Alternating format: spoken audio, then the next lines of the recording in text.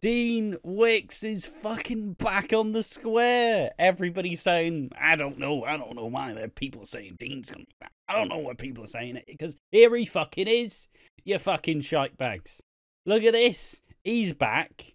And how did he come back? We'll get to it as we go through some of the Halloween episode. Honestly, not much happened at all. I can run through it. You want to run through it? Go ahead.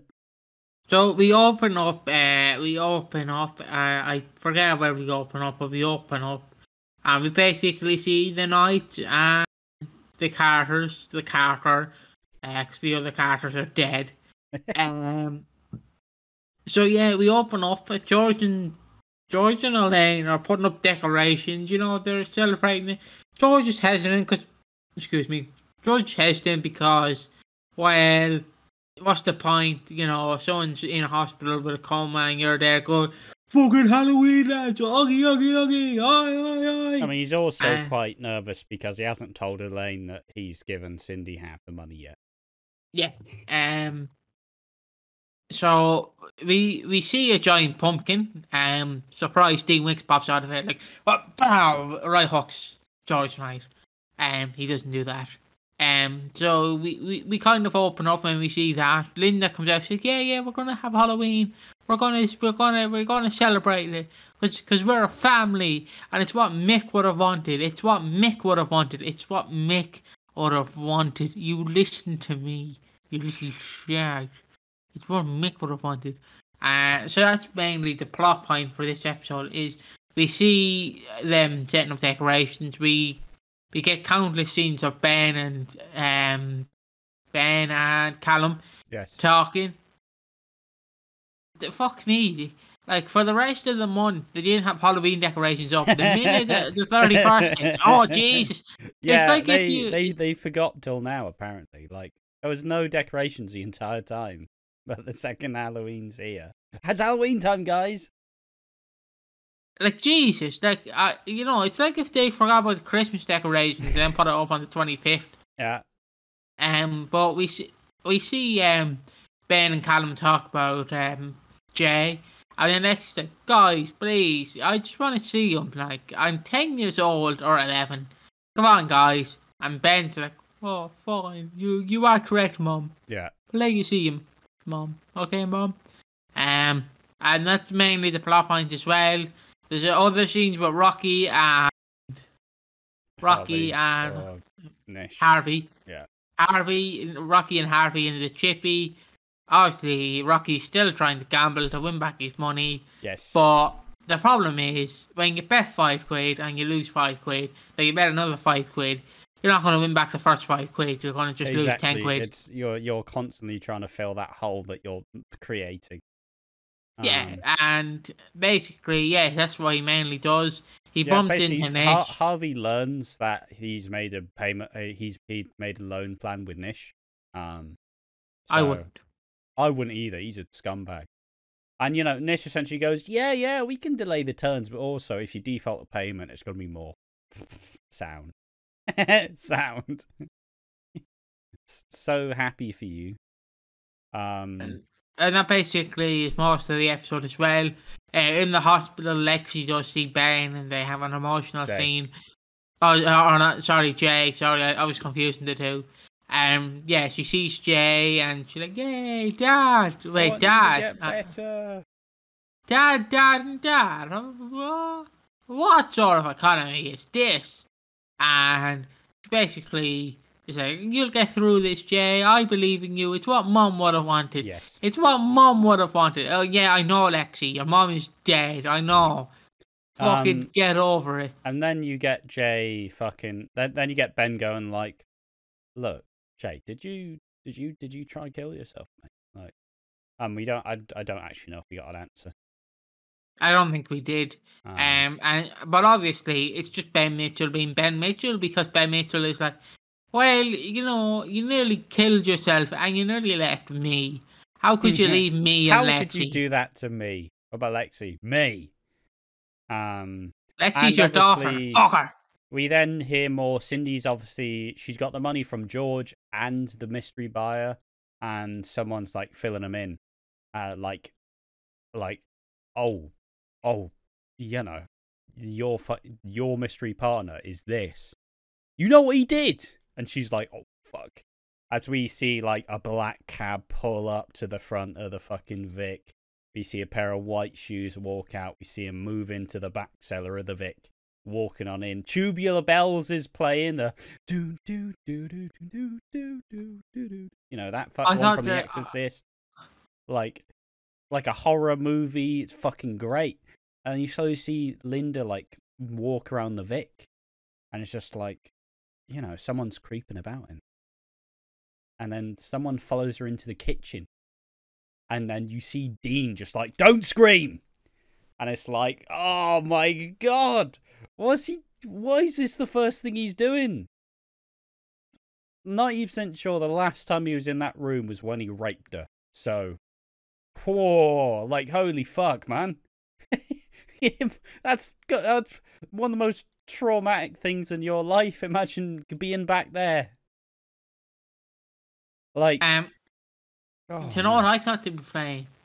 You know, like, the scene of one Eastenders episode, you know, the one where it's like a fairly uplifting Christmas song, but it's played by an orchestra.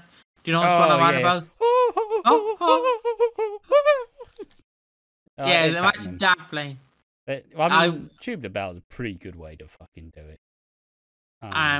So obviously they spoil who's going to die at Christmas. This would make perfect sense about the leaks about Shirley returning. Yes. So this is a clear indication. Yeah, that's definitely, it's the first thing to address, right? Is that obviously Dean is suspect number one again as to who dies at Christmas. As Dean is back, he's back probably not for a long time. He's probably back till Christmas where he dies. But, you know, we've seen him for the first time in years. I don't think he's been around since 2017. Obviously, he's been brought in through Cindy, and obviously Cindy wouldn't know what he did. And, like, legally, he's fine. You know, legally, he wasn't charged for any of it. Legally, he was innocent. And he got off... Well, he didn't get off scot-free, but, you know, legally, he got off scot-free. And so the first thing he does is go to find Linda. Fuck. So yeah, it's this does put Dean as suspect number one as to who dies at Christmas. It's a big reveal. It's big exciting. I can't wait for people to be like, EastEnders is just so bloody predictable. Just because Watching Walford did a video and it blew up and everybody started saying, I think it's Dean Wicks. Nobody thought it was Dean Wicks before then. Except for some people. Obviously, obviously for casual viewers, this was kept pretty much under wrap. Like people don't go online and go, "Oh, what's happening in EastEnders this week?" Oh, Linda gets shagged. Okay, thanks, spoilers. Yeah. Obviously, like if you're a casual viewer, this was pretty much kept on the wrap. I pretty much didn't know who was going to appear. I jokingly said it was going to be Mick Carter, who just appears like, "Hello, love. Hello, princess." To quote how Dirty Dan. But I'm excited that Dean's back. Obviously, this puts him as the killer for Christmas, the victim of Christmas. And also, I will just say, we will be doing a video. Well, I say that, I haven't actually told Piggy. There will be a video where we'll be discussing, like, who Dean is, what he did, and, you know, like, explaining the backstory as to why this is a big fucking deal. Because I was wrong. He hasn't been on the show since 2016. Fuck me, you're having me working on Bank Holiday Monday. You fucking slag. Bank Holiday Monday in Ireland, it's fine. Oh yeah, but if it's Bank Holiday Monday in England, I can't work today, Piggy. I'll work the Bank Holiday on fucking... It's fine by me. Make me fucking work. At least you just did a week off. I know. You lazy bastard. Just a week off. So yes, obviously Dean is back. He's gone straight for Linda, which is terrifying. I think next time we'll see Linda will probably scream, and George will probably be like, "You better get the fuck out of here now," you know, like square off. And obviously It is a pretty... This was the Linda's surprise at this time. And honestly, if I suddenly was face to face with my rapist after 6 years, fucking hell, man. It's not going to be a good... It's not going to be a very good Christmas for Linda. But I'm also not ready for everybody to be like, "Oh, Dean's back," and then someone's like, "Did you hear he raped Linda?" And then like people are gonna be like, "Oh yeah, but no, he got off scot-free, so he mustn't be guilty," you know. So you're just gonna see. I'm glad he's brought back now as well. I was worried they were gonna bring him back like a week before December, but like now he got 2 months to fully like fucking build everything, right?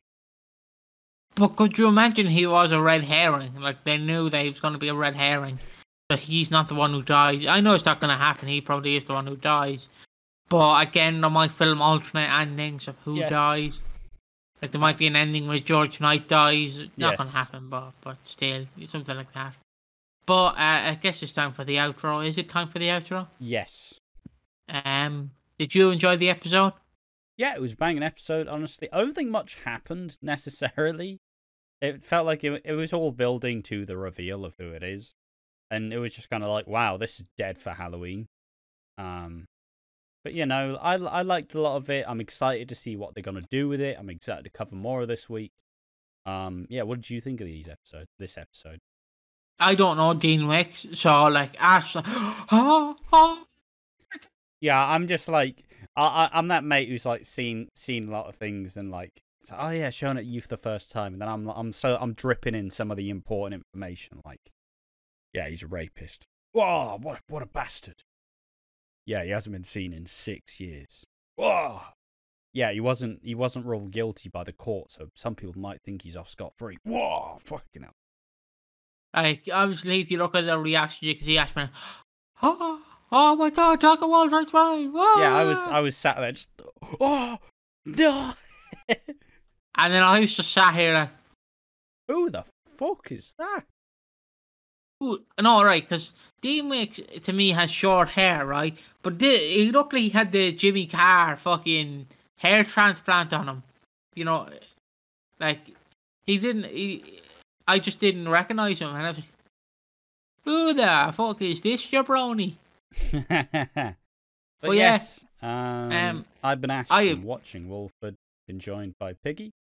Again, I have a lot of plugs here, so if you don't mind me plugging all this electricity, gladly just stay tuned. More plugs than Jimmy Carter. So the things about pedophiles. There's an old Jimmy Carter joke for you.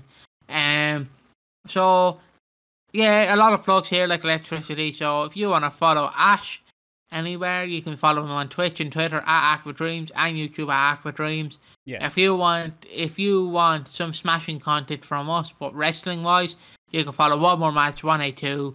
And if you just want Watching Walford content, you can follow us on Twitter /X, Instagram and Twitch at Watching Walford. Yes. And subscribe to us on YouTube. We are on the road to 300 subscribers.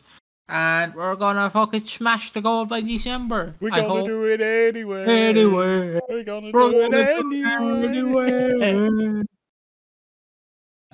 Yes, exactly. So make sure to keep watching. We got a full week of Walford on tap on the way. We got the live reactions as well, just to make it's a big week, and we're going to treat it as such. So there'll be at least 2 videos a day, and maybe even some extra stuff on the side. But we're back in the swing of things. A good shift, a good like week or 2 of working hard before we visit for the first time. And yeah, so I'm a killash. Exactly. So thank you for watching, and make sure to catch in the next one. But just remember that Dean Wicks is back on the square, and shit's about to go down, lads. So, like, watch this fucking space. If you don't know who he is, just remember that there's a lot of fucking baggage when it comes to Dean Wicks. So, it's gonna be good.